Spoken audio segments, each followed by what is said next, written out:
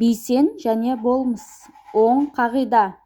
Атам заманнан бері мемлекеттің мықтылығы отбасының саулығына тәуелді екенін ақылды адамдар білген. Сондықтан да бір отбасы мен мемлекеттің бір клеткасы деп айтады.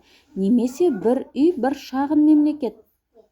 Кірпіш тәндігі бір клетка кеселге шалдықса, бүкіл дене соның зардабын шегеді. Күйреген клеткалар қаптаған кезде адам өліп те қалады. Сол сияқты отбасы институты жаппай күйрейтін болса, ұлттың қауіпсіздігі қыл үстінде тұрады. Сондықтан жас адам жай ғана үйленбейді, ол отбасын құру арқылы ұлттың қауіпсіздігін нығайтады. Немесе өзінің шаңырағымен қоса мемлекеттің де ішін ірітеді. Ажырасқан отбасының екі тарапқа салатын эмоциялық және психологиялық һәм моральдық қиындықтарын есептемегенде орны толмас бір өкініш бар.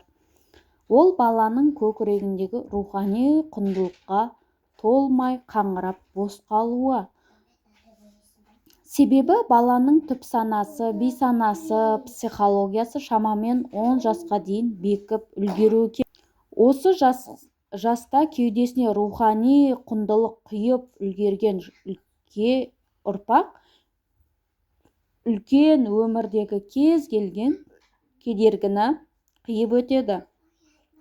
Жанбай жатып сөнген үйдің ұрпағына мұндай бақыт нәсіп болмайды. Психологиялық соққы алған жалғыз басты келіншек бала шағамды аш қалдырмасам болды деп бүкіл күші мен уақытын бір салаға шығындайды. Осының кесірінен ел ішінде сөз ұстайтын адам да азамат та қалмайды. Бұл проблеманың қазір асқынғаны сонша, тіпті сауатты отбасыда туып өскен жастың өзі үйленген соң бала шағасын қай бақытқа тәрбиелерін білмей басы қатып жатыр. Жоғары білімі бар келіншектің өзі ақысын төлеп көрінген марафонға қатысып бақытын айқындай алмай әлі сенделіп жүр.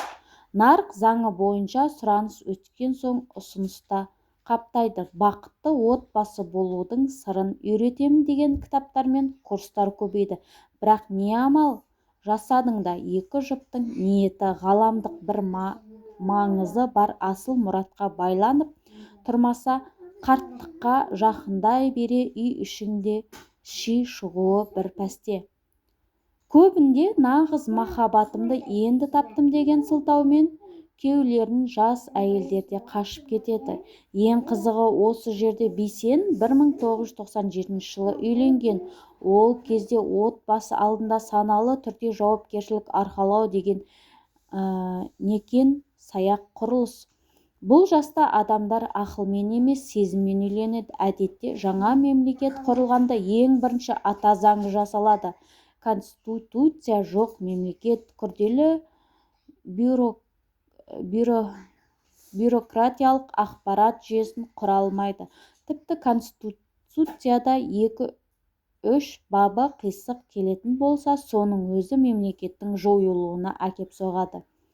Билік пен тақ мәселесі шиеленісіп, зайырлы құрылған мемлекеттің өзі монархиялық жүйеге қайта оралады. Монархиялық жүйе ұлттық буржуазияны жояды. Ұлттық буржуазия жойылған соң ұлттың мәдениеті мен өнері өліп қалады. Қара басының қамымен қалған қараша көрінгеннің есігінде жалшы болып жайына кетеді.